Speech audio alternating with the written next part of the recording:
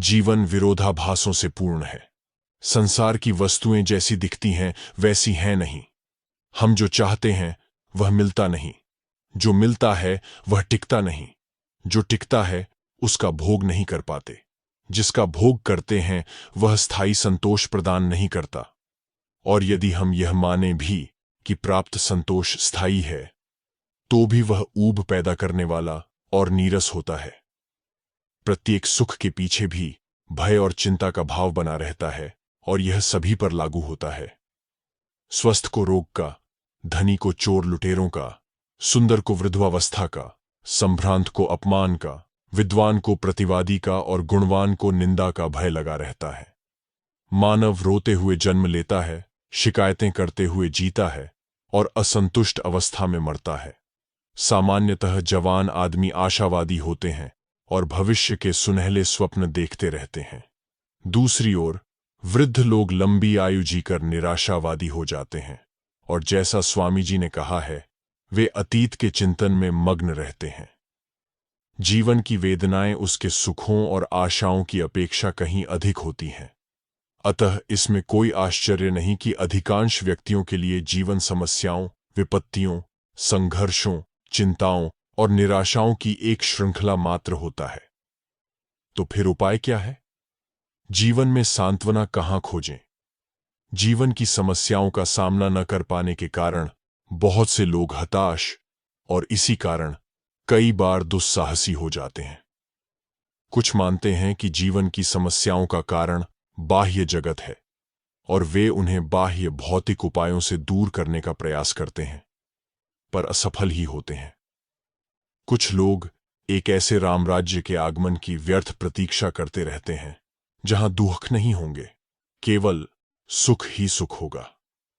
कुछ अन्य लोग जीवन की समस्याओं को समाधान रहित समझते हैं और मृत्यु उपरांत स्वर्ग में चिर सुख की बाट जोहते रहते हैं। दूसरे कुछ लोग समस्याओं को पूर्व नियोजित मानते हैं और अपने भाग्य को दोष देते हैं। अधिकांश व्यक्ति परेशानी और असहायता का अनुभव करते हैं और यह निर्धारित नहीं कर पाते कि क्या करना चाहिए। कहा जाता है कि विवाह के बारे में निर्णय कर पाने में असमर्थ एक युवक ने सुकरात से सलाह चाही। सुना है कि सुकरात ने उसे कहा था, सुनो भाई, यदि इच्छा हो तो विवाह कर लो। अगर तुम्हारी पत्नी अच्छी होगी तो तुम्हारा जीवन सुखी होगा, और यदि वह बुरी हुई तो तुम मेरी तरह एक दार्शनिक बन जाओगे। जीवन की समस्याओं का निश्चित समाधान खोजने का प्रयत्न लौकिक अथवा धार्मिक सभी दर्शन शास्त्रों ने किया है। जहां एक ओर लौकिक दर्शन प्रणालियां मानव की सभी समस्याओं को मानव अस्तित्व से संबंधित मानकर भौतिक अथवा मनोवैज्ञानिक समाधान प्रस्तुत करती हैं, वहां परंपरागत धार्मिक मतवाद इन समस्याओं का प्रायः पारलौकिक दृष्टिकोण से अवलोकन कर लोकातीत समाधान प्रस्तुत करते हैं। इससे भित्र जीवन का इस तरह का दो भागों में विभाजन नहीं किया जा सकता है और उसकी समस्याओं के लिए केवल दार्शनिक समाधान ही नहीं, बल्कि वास्तविक और व्यावहारिक समाधान भी आवश्यक है। वेदांत सिद्धांत, आत्यंतिक दुख निवृत्ति वेदांत के महत्वपूर्ण विषयों में से एक है। वेदांत के अनुसार जीवन की समस्याओं को केवल वस्तुनिष्ठ और दृश्य जगत की घटनाएं नहीं माना जा सकता, न ही उन्हें व्यक्तिनिष्ठ अथवा मानसिक कल्पना मात्र कहा जा सकता है। वे काल और परिस्थिति के परिवर्तन के कारण नहीं होती और न ही रहस्यमय भाग्य द्वारा हम पर थोपी जाती हैं। हम यह नहीं कह सकते कि हमारी इच्छा स्वाधीन है और साथ ही यह भी नहीं कह सकते कि वह स्वाधीन नहीं है। यदि सब कुछ दैव निर्दिष्ट होता तो जीवन का कोई अर्थ ही नहीं होता। इसके विपरीत, यदि हमारी इच्छा पूर्णतः स्वाधीन होती तो हम दुख की शिकायत नहीं करते। वेदांत का कहना है कि शुभ और अशुभ वस्तुएं नहीं, बल्कि भावनाएं हैं। सुख और दुख एक ही मन की दो अवस्थाएं हैं। संसार न तो अच्छा है न बुरा। वह विभिन्न व्यक्तियों के मनों द्वारा उनकी उपाधियों के फलस्वरूप मूल्यांकन के कारण अच्छा या बुरा दिखता है। इससे यह निष्कर्ष निकलता है कि प्रत्येक व्यक्ति द्वारा अनुभव किया गया शुभ अशुभ का यह संसार बाहर नहीं, बल्कि मन के अंदर ही है। मन की उपाधियां और पूर्वानुग्रह पूर्व जन्म के संचित कर्मों के संस्कारों के कारण होते हैं और इनके फलस्वरूप एक विशेष मनोवृत्ति बन जाती है। स्वामी विवेकानंद के शब्दों में, हमें वही मिलता है जिसके हम पात्र हैं। आओ हम अपना अभिमान छोड़ दें और यह समझ लें कि हम पर आई हुई कोई भी आपत्ति ऐसे नहीं है जिसके हम पात्र नहीं थे। फिजूल चोट कभी नहीं पड़ती। ऐसी कोई बुराई नहीं है जो मैंने स्वयं अपने हाथों न बुलाई हो। इसका हमें ज्ञान होना चाहिए। तुम आत्मनिरीक्षण कर देखो तो पाओगे कि ऐसे एक भी चोट तुम्हें नहीं लगी जो तुम्हारी स्वयं की गई न हो। आधा काम तुमने किया और आधा बाहरी दुनिया ने, और इस तरह तुम्हें चोट लगी। यह विचार हमें गंभीर बना देगा और साथ ही इस विश्लेषण से आशा की आवाज आएगी। बाह्य जगत पर मेरा नियंत्रण भले न हो, पर जो मेरे अंदर है, जो मेरे अधिक निकट है, वह मेरा अंतर जगत मेरे अधिकार में है।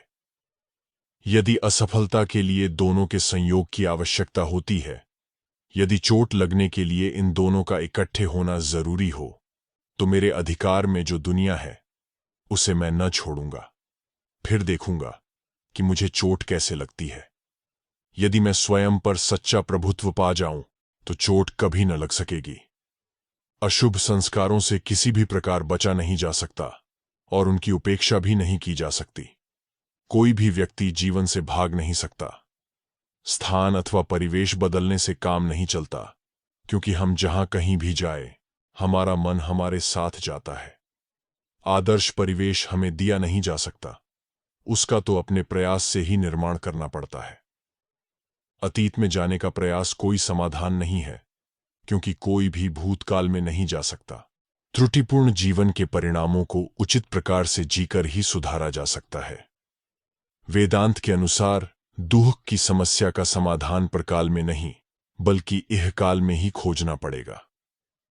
ऐसी समस्याओं को मृत्यु के बाद फिर से मेल बिठाने से नहीं सुलझाया जा सकता, क्योंकि कोई भी समाधान तभी सार्थक हो सकता है जब वह समस्या के संदर्भ में हो, उससे संबंधित हो। फिर मृत्यु के बाद पवित्र आत्माओं की मुक्ति की बात विश्वास पर आधारित है और जीवन में उसकी सत्यता सिद्ध नहीं की जा सकती।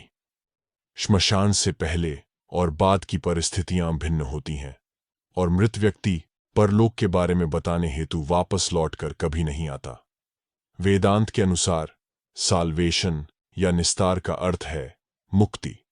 इसका अर्थ एक स्थान से स्वर्ग आदि किसी दूसरे स्थान को जाना अथवा अप्राप्त की प्राप्ति नहीं है। वेदांत प्रतिपादित मुक्ति का सार सर्वस्व है, आत्मज्ञान। आत्मज्ञान का अर्थ है अपनी आत्मा का सब में और सब का अपनी आत्मा में साक्षात्कार करना। यह आत्मज्ञान चित्त शुद्धि द्वारा प्राप्त होता है। इस चित्त शुद्धि का दूसरा नाम है मन को पूर्व संस्कारों से मुक्त करना। मन की यह संस्कारों से मुक्ति हमें स्वयं करनी होगी। इस समस्या का, जो स्वयं की आसक्ति और भोग का परिणाम है, कोई दूसरा व्यक्ति भोग कर समाधान नहीं कर सकता।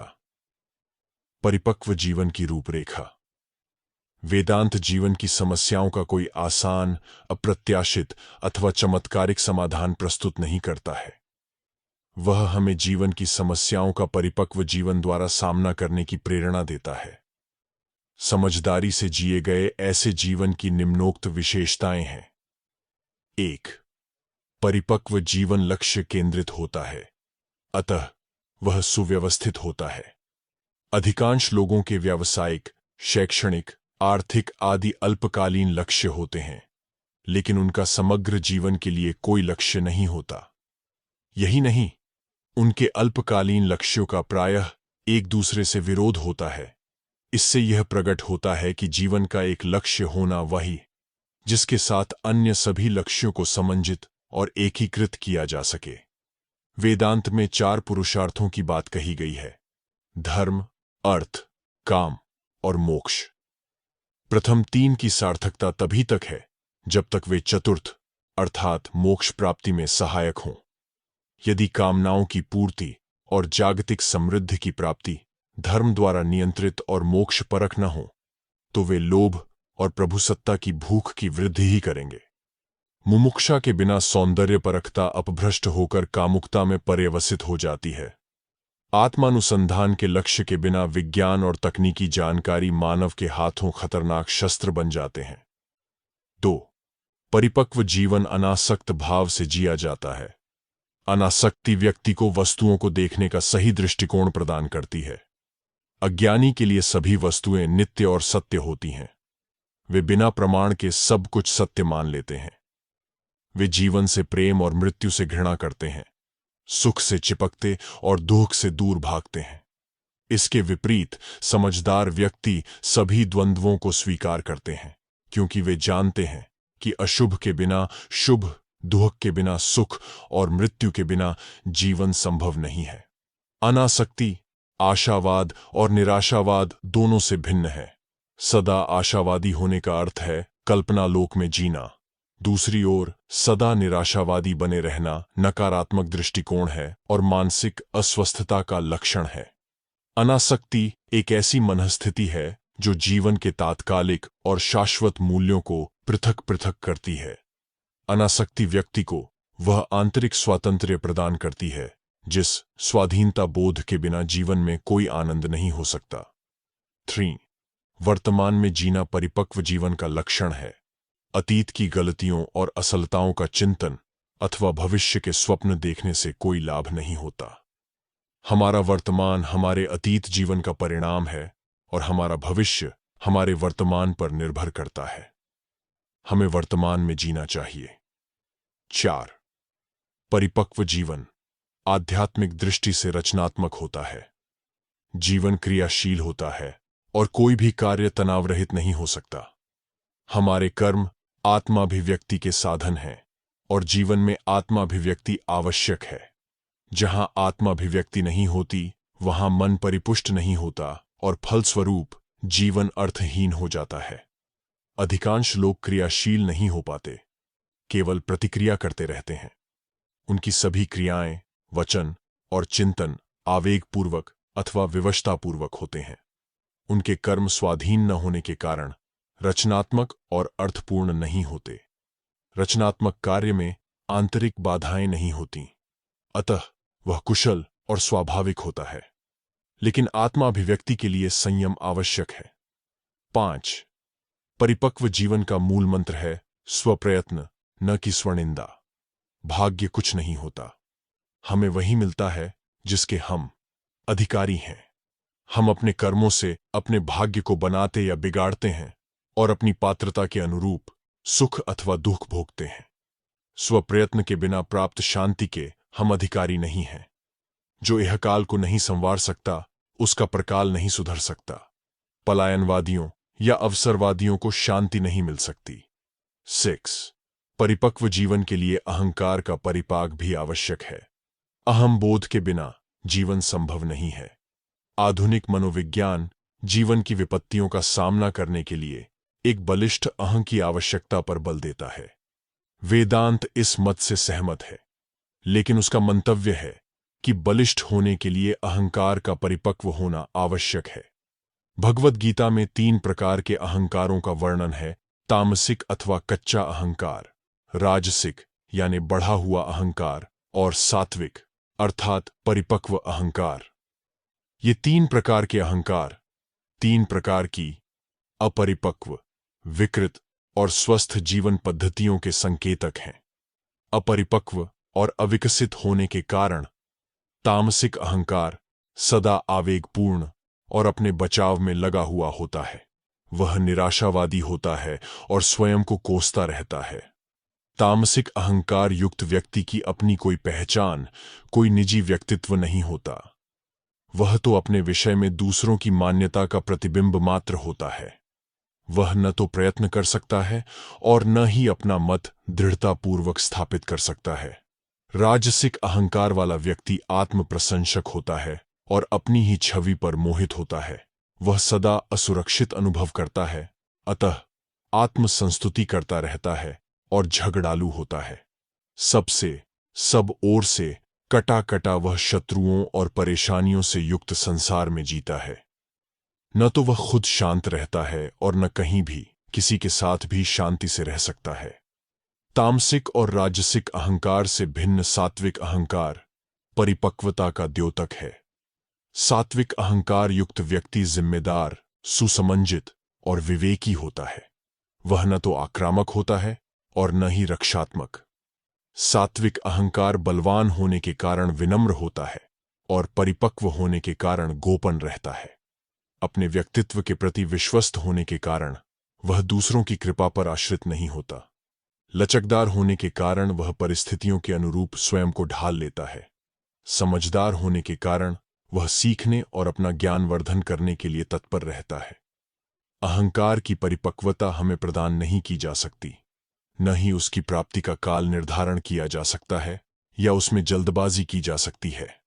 यह परिपक्वता जीवन से संबंधित होने के कारण परिपक्व जीवन यापन से ही विकसित होती है। 7. परिपक्व जीवन लयात्मक होता है। उसमें प्रतिक्रिया और प्रत्याहरण का, ध्यान और कर्म का, अनासक्ति और आसक्ति का संतुलन होता है। जिस जीवन में ध्यान रूपी प्रत्याहरण नहीं होता, उसमें जीवन के कर्तव्यों की पूर्ति के लिए समुचित क्रिया नहीं हो सकती। प्रकृति भी लयात्मक है। दिन भर के कठोर परिश्रम के बाद प्रकृति हमें विश्राम के लिए बाध्य करती है, लेकिन यह भौतिक प्रत्याहरण मात्र है। निद्रा में देह को विश्राम मिलने पर भी मन गतिशील रहता है। अतः अनासक्ति द्वारा मन का प्रत्याहरण बहुत आवश्यक है। व्यक्ति और अभिव्यक्ति, ये दो शब्द इस लय के दो पक्षों का प्रतिनिधित्व करते हैं। व्यक्ति आत्म साक्षात्कार की आवश्यकता का द्योतक है और अभिव्यक्ति आत्माभिव्यक्ति का। जहां व्यक्तित्व नहीं है वहां अभिव्यक्ति नहीं हो सकती, क्योंकि आत्म साक्षात्कार के बिना आत्माभिव्यक्ति संभव नहीं है। परिपक्व जीवन योग प्रेरित जीवन है। योग कुछ आसनादि अथवा कुछ रहस्यमय क्रिया अनुष्ठान नहीं है। साधक के उद्देश्य की सच्चाई योग की कसौटी है। ईश्वर प्राप्ति को जीवन का लक्ष्य बनाने पर एवं हमारी सभी आशा आकांक्षाओं को उस एक लक्ष्य की ओर परिचालित करने पर ही योग सधता है। जब योग जीवन के साथ अभिन्न हो जाता है, तब सब कुछ पुनीत हो जाता है। हमारा कर्म उपासना बन जाता है। हमारे मन, वचन और कर्म आत्म साक्षात्कार रूपी अग्नि में आहुति स्वरूप बन जाते हैं। योग आंतरिक शांति और समरसता का मूल आधार है। अतः योग का कोई विकल्प नहीं है, क्योंकि आंतरिक शांति और समरसता का कोई विकल्प नहीं है।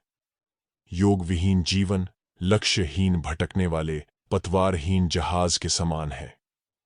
ईश उपनिषद में कहा गया है, ईशावास्यमिदं सर्वं यत्किंच जगत्याम जगत तेन त्यक्तेन भुंजी था। अर्थात इस परिवर्तनशील जगत में जो कुछ है, उस सभी को ईश्वर द्वारा आवृत करो। इस त्याग द्वारा आत्मा की रक्षा करो। हमारी सारी सांसारिक संपत्ति, आकांक्षाएं, दान और उपलब्धियां, चाहे वे भौतिक हों अथवा मानसिक, नैतिक हों या बौद्धिक, तब तक हमें सुख और शांति प्रदान नहीं कर सकती जब तक उनका उपयोग योगाभ्यास के लिए न किया जाए। समस्त योगाभ्यास की परिसमाप्ति आत्म साक्षात्कार में होती है, जो आंतरिक परिपक्वता द्वारा प्राप्त मुक्ति है। ऐसा मुक्त जीव जीवन मुक्त कहलाता है। वह किसी से मुक्त नहीं होता, बल्कि सबके बीच मुक्त बना रहता है। परम परिपक्वता के विकास के फलस्वरूप वह मुक्त होता है। परिपक्व जीवन एक ऐसी वस्तु है जो सुनने अथवा पढ़ने मात्र से नहीं, बल्कि जीने से ही सीखी जा सकती है। परिपक्व जीवन की नींव ऐसे पुरुषत्व द्वारा डाली जाती है जो जोखिम उठाकर गलतियां करके सीखने के लिए तत्पर हो।